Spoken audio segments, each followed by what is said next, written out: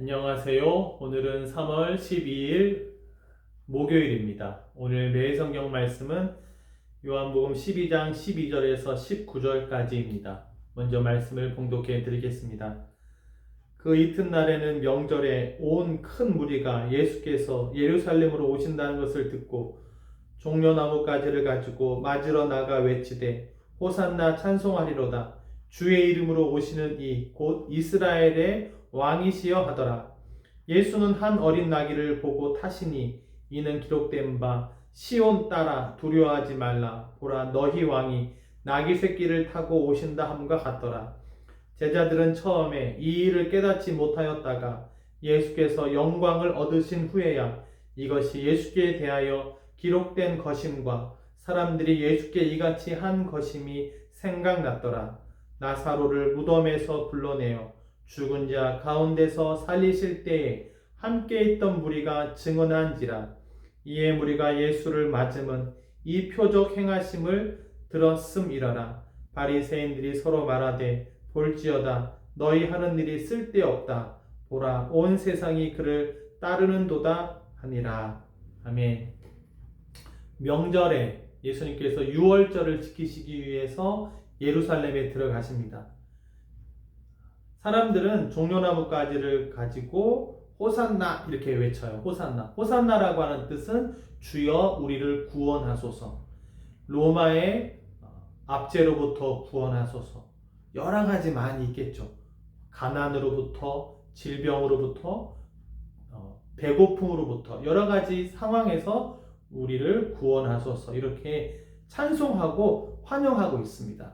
그러면서 이스라엘의 왕이라고 말하고 있어요. 사실 예수님께서는 지금 아무런 말씀을 안 하고 계시죠. 사람들이 생각하는 이스라엘의 왕과 예수님께서 생각하시는 왕, 구원이 다르기 때문이죠. 이스라엘의 왕, 오병이어 기적을 베풀었으니 예수님을 임금으로 삼으려고 하는 무엇인가 지금의 상황에서의 구원을 사람들은 바라고 있습니다. 그것을 알 수 있는 것은 나중에 이 사람들이 예수님 십자가에 못 박혀 죽으실 때에 그렇게 예수님 편에 서지 않습니다.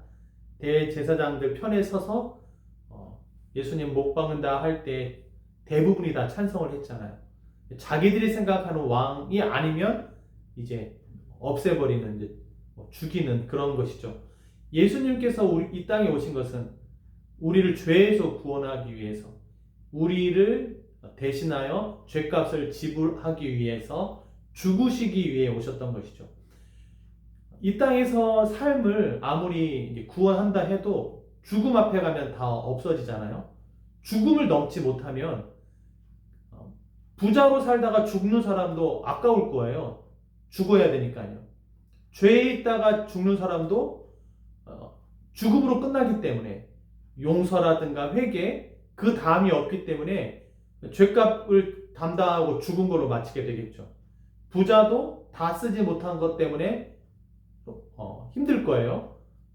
죽어야 되니까요. 이 땅에서만 구원을 한다면 예수님 없이도 열심히 노력한다든지 물질로 구원을 살 수가 있겠죠. 그러나 예수님은 그 너머에 있는, 죽음 너머에 있는 부활, 영생을 주시고자 이 땅 가운데 오신 것입니다. 하나님께서 아들을 보내심은 세상을 심판하려 하심이 아니라 그로 말미암아 영생을 얻게 하려 하심이라. 내가 진실로 진실로 너에게 이르노니 나를 믿고 나 보내신 이를 믿는 자는 심판을 받지 아니하나니 사망에서 생명으로 옮겨졌느니라. 우리를 구원하소서. 이 땅의 것만 생각하는 사람에게 예수님은 너머에 있는 영생을 주시고자 하는 것이죠. 그러니까 우리는 죽음에 대해서는 자유로운 사람들입니다. 죽음이 끝이 아니라 영생이 있으니까요. 이 땅 가운데서는 하나님의 영광을 위해서 살려주신 목적을 따라서 내 삶을 통해서 말이나 행동이나 어떠한 모습이든지 살아가는 모습을 통해서 주께 영광 드리고 많은 사람들을 예수께로 인도하는 것이 우리의 사명이고 삶의 목적이 되는 것이죠. 이 사람들은 그렇게 생각하고 있지 않기 때문에 찬송하고 있어요. 구원해 주세요 말하고 있습니다. 이 땅의 것만 생각하고 있다 보니 예수님이 필요 없어지게 된 것이죠. 그러나 우리는 영생을 생각하기 때문에 예수님이 끝까지 필요한 것이고 영생을 소유했으므로 넉넉히 모든 것을 다 이길 수가 있습니다. 예수님은 겸손하게 어린 나귀를 타셨고요. 이 나귀를 타시고 입성하신 것은 스가랴 9장 9절 말씀, 구약의 말씀을 이루신 것이죠. 16절에 제자들은 이 일을 처음에는 깨닫지 못했다고 그랬어요. 왜 나귀를 타셨는지 이해를 못했을 거예요. 그리고 이렇게 따르는 사람이 많은데 왜 십자가에 죽으시는가? 이거 다 끝난 거 아닌가? 이렇게 생각도 했을 것 같습니다. 16절 말씀이에요. 깨닫지 못하였다가 예수께서 영광을 얻으신 후에야 이것이 예수께 대하여 기록된 것임과 사람들이 예수께 이같이 한 것임이 생각났더라. 영광을 얻으신 후에. 예수님께서 영광을 얻으시는 것은요, 이스라엘의 임금이 돼서 다스리는 것이 아니라, 배고픔을 해결해 주는 것이 아니라 십자가에서 죽는 것입니다. 십자가에서 죽으면 하나님은 예수님을 다시 살려요. 하나님은 죽지 않으셨으니까요. 예수를 다시 살리신 분은 하나님이세요. 말씀을 따라 살다가 죽는 것이 영광입니다. 죽는 게 영광이에요. 순교하는 게 영광입니다. 어차피 죽잖아요. 이렇게 살아도 한평생, 저렇게 살아도 한평생. 어차피 죽어요. 그런데 주님을 위해서 십자가 지고 죽는 것. 우리가 누군가의 죄를 대신하기 위해 죽을 수는 없죠. 그러나 교회를 위해서 하나님의 영광을, 하나님을 위해서 하나님의 말씀 때문에 죽는다? 하나님의 말씀이 하나님께서 가정을 허락해 주셨습니다. 가정을 지키기 위해서 하나님이 허락해 주신 가정을 위해서 죽는다. 그게 영광입니다. 그 가정을 지키기 위해서 참고 인내하고 수고하고 그게 영광이에요. 죽는 게 영광입니다. 죽을 것 같이 하는 게 영광이에요. 예수님께서의 영광은 죽음이에요. 십자가를 지시는 게 영광이에요. 잘못이 없지만 다른 사람을 위해 대신 죽으시는 게 영광이에요. 그 죽음 이후에 제자들이 깨닫는 것이죠. 그렇게 죽도록 수고한 사람 이후에 죽었으니까 그 사람 이후에 이 사람이 얼마나 교회를 사랑했는지, 주님을 사랑했는지, 가정을 사랑했는지 이게 다 드러나게 되는 것이죠. 예수님의 죽음 이후에 하나님께서 우리를 얼마나 사랑하셨는지가 드러나는 것과 똑같은 거예요. 영광은 죽는 겁니다. 살아서 막 다스리고 하는 게 영광이 아니라 말씀 때문에 죽는 것, 희생하는 것, 내 잘못 때문에 죽는 게 아니고요. 주님 말씀 때문에. 주님 말씀 하시는 거 있잖아요. 내가 어떻게 하라고, 사회에서든지 가정에서든지. 그게 영광입니다. 사는 게 영광이 아니라 죽는 게 영광이에요. 사명을 가지고 죽는 것, 죽기까지 순종하는 것, 나중에 후대가 깨닫고 그것을 이어서 하는 것이죠. 이번에 코스테 집회에 갔다 왔거든요. 제가 스페인 온 지 15년 만에 간 거예요. 한다는 소식은 많이 듣고 있었지만 기회가 그렇게 닿지가 않았어요. 마침 교회 청년이 간다고 해서 제가 가자고 했고, 그래서 가서 이제 은혜를 받고 왔는데요. 지난번에도 말씀드렸지만 저를 처음 본 목사님이 장애인 선교를 하면 좋겠다고 마드리드에서, 스페인에서 하면 좋겠다고 계속 말씀을 하시더라고요. 이제 제가 음악을 전공한 것을 알게 되면서 그분은 같은 학교에서, 한국에서 그분은 신학과였고 저는 교회 음악과였거든요. 그래서 이제 그분은 독일에서 유학 오셨다가 이제 거기서 사역하고 계시는데 저희 장애인 사역을 하면 좋겠다. 그분의 사모님도 독일에 유학 왔다가 지금 장애인 선교를 30년째 하고 계시더라고요. 30년째 하고 있어요. 올해가 30년째래요. 독일 교회에서 독일어로 설교하시고 또 주중에는 장애인 선교단을 또 이끌고 계시더라고요. 제가 뭐 선뜻 대답을 못 했는데요. 그분이 하셨던 말씀 중에 저한테 이제 하라고 권면하면서 이런 얘기를 하셨어요. 이게 시간이 많이 걸리는 거다. 뭐 이벤트처럼 한 번 하고 끝나는 게 아니라 장애인과 장애인 가족들을 초청해서 음악회를 하고 장애인을 통해서 그 부모에게 복음이 전해지고 또 돌보는 시설에 가면 시설에서 일하는 사람들에게 복음이 전해진다는 거예요.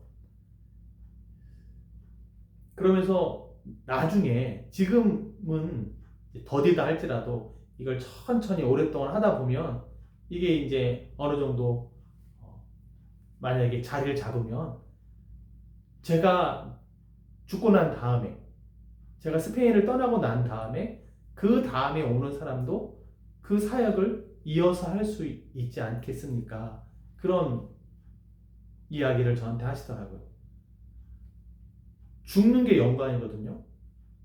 장애인 사역을 하다가 죽는다. 목회를 하다가 죽는다. 끝까지 그분은 그 일을 했어요. 그러면 살아있는 사람, 남은 사람들이 그걸 이어서 하겠죠. 예수님이 죽으셨어요. 그 제자들이 이어서 하는 것처럼 말입니다. 그래서 죽는 게 영광이에요. 십자가를 위해서, 주님을 위해서, 죄인들을 위해서 예수님의 죽음이 영광이에요. 생각해보니까요, 장애인 선교를 하는 교회가 없어요. 하지만 분명히 장애인은 있죠. 사람이 사는 곳에는 있으니까요. 음악회를 합니다. 장애 아를 둔 부모님은 음악회 아이를 데리고 오기 힘드실 거예요. 아이만 두고 오기도 힘들고 아이를 데리고 오기도 힘드실 거예요. 남에게 피해를 준다고 생각하실 테니까요.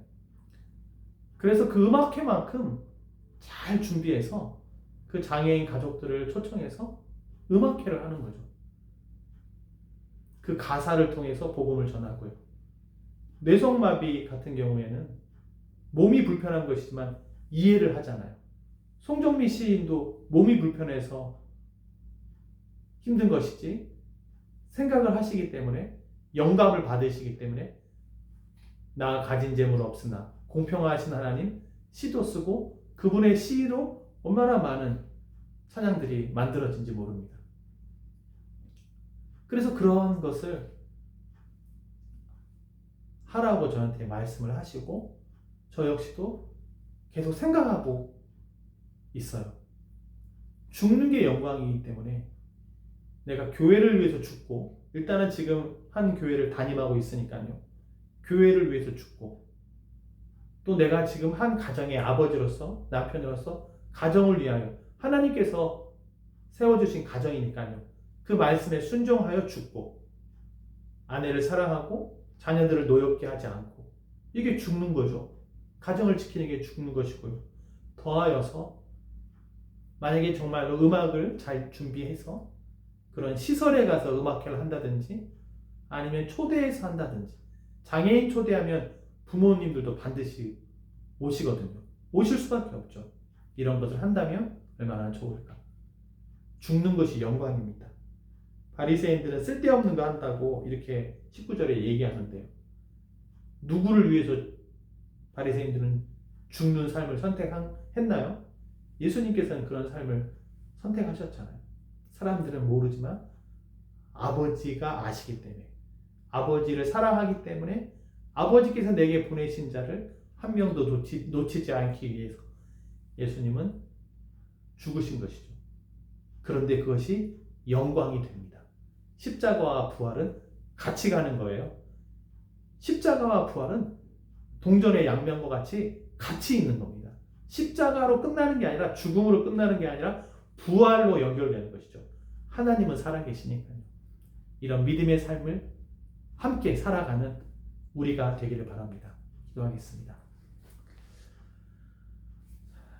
하나님 아버지, 죽는 것이 영광이라고 믿습니다. 하늘의 밀이 땅에 떨어져 썩는 것이 영광인 줄로 믿습니다. 영광, 십자가 영광을 바라보며 우리의 삶을 주님께 드리며 복음을 전하는 도구로 우리를 삼아 주시옵소서. 하나님 사용하여 주시옵소서. 이 모든 말씀 예수님의 이름으로 기도했습니다. 아멘.